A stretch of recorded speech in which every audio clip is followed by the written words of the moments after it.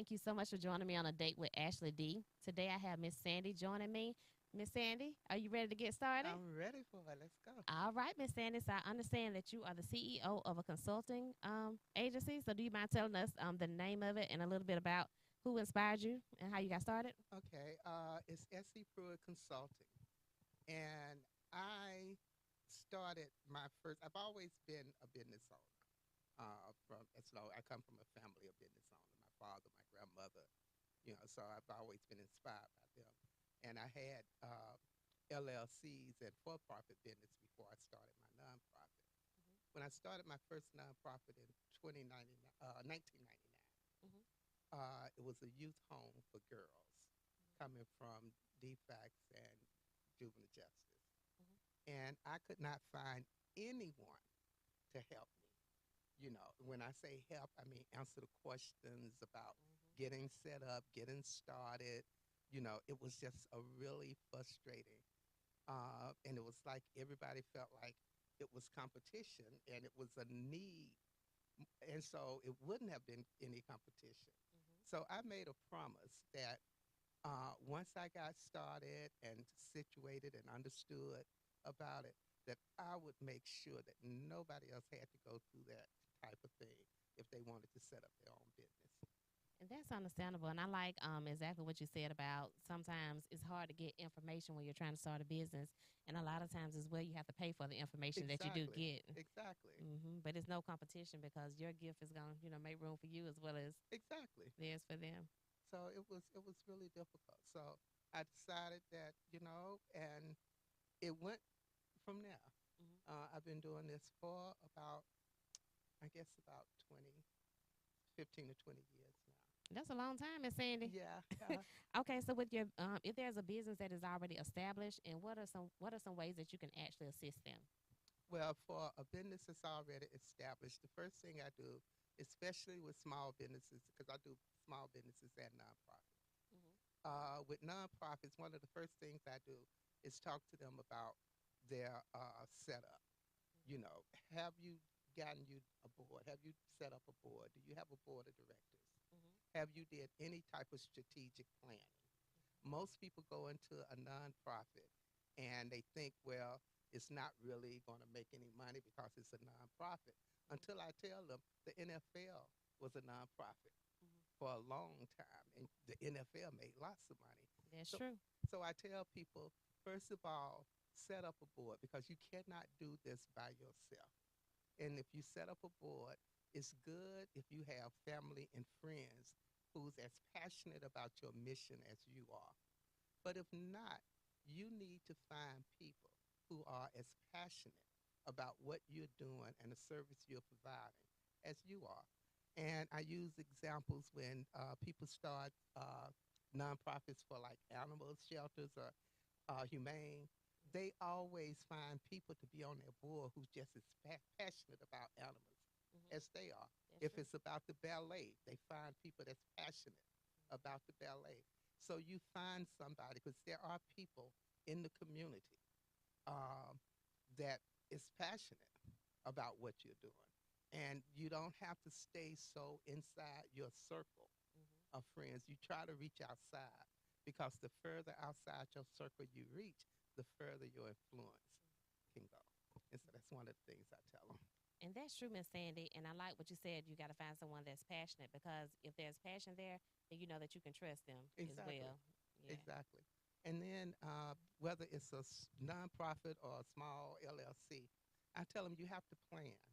You have to do strategic planning. You have to look at where you are now, where you want to be in 5 years, in 10 years, and what things do you have to do so that you can get there. Um, People look at something as simple as a barber shop, and they look at it and they say, he's a barber, he's doing this, and he's got it going on. But nobody understands that that barber may have started in his mom's kitchen in the garage, how many years he had to go before he was even able to open up his shop, Right. before he started having and things that he had to do. So you have to make sure that you plan out just like anything else.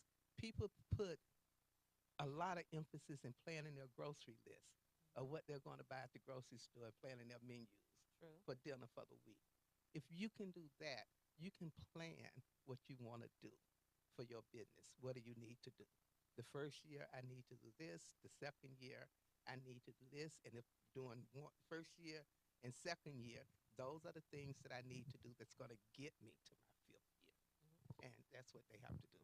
And how do you know what type of financial assistance that's going to be available for each different organization Well, you don't business? know. Hmm. Uh, and that's one thing I tell people that I had someone call me, refer to me just yesterday, Friday, and they wanted to start a business and they was looking for money. They didn't have anything other than a dream. And I tried to explain to them, there you're looking for an investor. You're looking for somebody. But even if that's what you're doing, can you sit down and talk to that person and tell them exactly what it is you're doing? Have you put a business plan together? Because most of the time when people are asking for money, whether it's for grants or whatever, uh, they fill out an application and they send it in. The person that reading that application or going over that business plan don't know you from anybody else. The only thing they know about you is what you put on that paper. That's true. And if you don't have that information on there for the to pull the reader in, then it's just some more reading that they did, and they pushed it aside. Um, and you have to have some type of track record. Very few instances that I know of where somebody will come in and just say, "Oh, I have a dream. I want to do this." Really? Well, here's $100,000. Go make your dream come true. That doesn't happen in the real world, True. especially for us. That's true. So if you want to, if this is something that you've been doing for like a year, for 6 years, for 5 years, and you decide that you want to turn it into a business, have some kind of history that you can put together and you can share, and be able to let people know this is what I want to do. And understanding that even though this is what I want to do, it may not work out. So the person that's giving you the money wants to know, well, what are you going to do if it don't work out? What is the contingency? And I tell people when you're asking for money to think about what would you want to hear from somebody in order for you to give your money to them. Now that's a good point that you just made there, Miss Sandy. So let me ask you this: do you help people as far as like writing out business plans, and also do you help them with grants? I used to write grants. I don't write grants anymore. I'm basically retired. Really? Yes. Okay. I don't write grants anymore, but unless they're like the smaller grants, Mhm. um, but I do refer them out. I do research for grants. I will research. If you come to me, I have a questionnaire that you fill out, and I have an idea what your business is about, what you're trying to do, what direction you're going in, and I would research the different uh, possibilities for grants. But what I tell everybody is, don't get discouraged if you apply for one, two, three, four, five grants and don't get anything, because there's a lot of people just like you out here applying for this money, Yep. and Right. it's not enough money to That's give right. it to everybody. I do business plans and business proposals for people. I work with them, but one thing I tell all my clients is that I will put, as even though you're paying me, and I charge very minimal because it's not really to try to make a lot of money off of. My goal is to help people. Right. And so I will tell them, I will give you 110% of my energy in getting to where you need to be, as long as I know you're putting that same amount of energy in. That's right. But I refuse to fight harder for your dream than you are. That's right. Yeah. You get out what you put Yeah, in. exactly. Mhm. And and so with some of my clients, I get real passionate about what they're doing. I work with them, give them suggestions for fundraising, different ways they can raise money. And I also tell them to make sure you get your board in place, because funders want to know if you have a board of directors. They want to know if your board of directors is contributing to your mission. And that could be anything like $100 a year. But if you tell a funder that, yeah, I have a board, but they don't really give us anything, then they're going to like, this your board and they not supporting you? Right. Why should we support you? That's So right. even if your board is only giving $25 a quarter, which is $100 a year, that's support. And you can actually say you're getting support. And the other thing is, as an executive director of your organization, you're taking care of the day to day operations of it. So your board has to be in place because they're the ones that you go to and say, this is my proposal, this is the project, this is the goal, this is the amount of money I need. How can you guys help me get this money? Because that's the board's responsibility. Part of their responsibility is to go out and to help raise the money and raise the awareness for your organization. That's right. Okay, Miss Sandy. In what ways as well do you help with fundraisers? Different things. Uh, First, I give you an idea. A lot of people, I tell people to think outside the box. Don't always look for, um, everybody wants to do um, the same things all the time. I said, but think of different things to do and make it interesting. If you want to do around the holidays, if you want to do a vendor expo, you can't just say in November, I'm going to do a vendors expo for Christmas.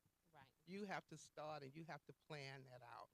If you want to do fundraiser to where you honor people and you having a gala where you're inviting people in, you have to plan that out Right. ahead of time.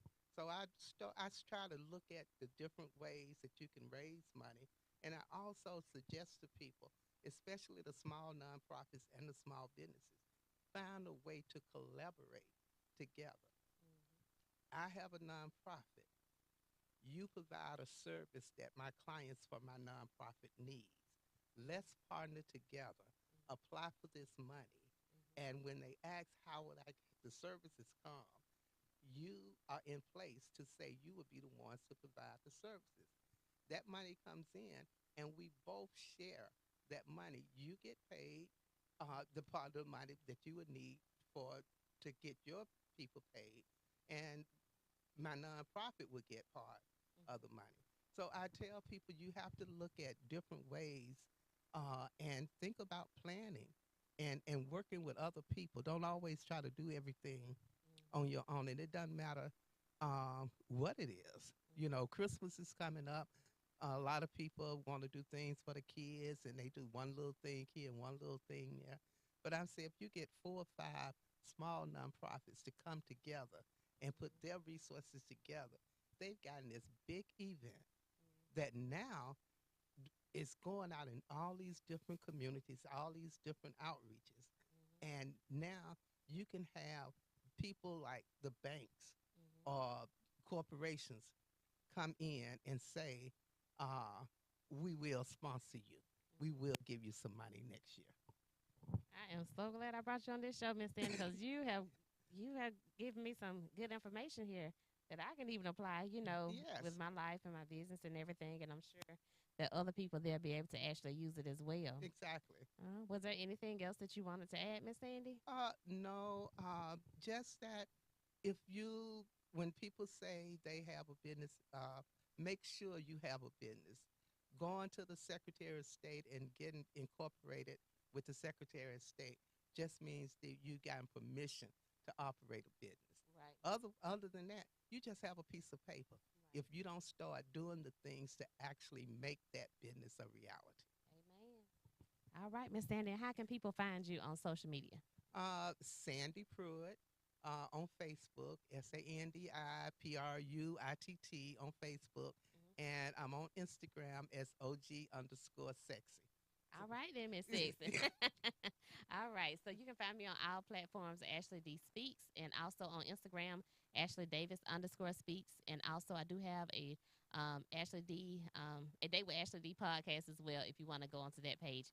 So thank you guys so much for joining me on a Date with Ashley D. You all have a great weekend and be safe. Thanks again, Miss Sandy. Thank you for having me. I enjoyed myself. You're welcome. Thank you.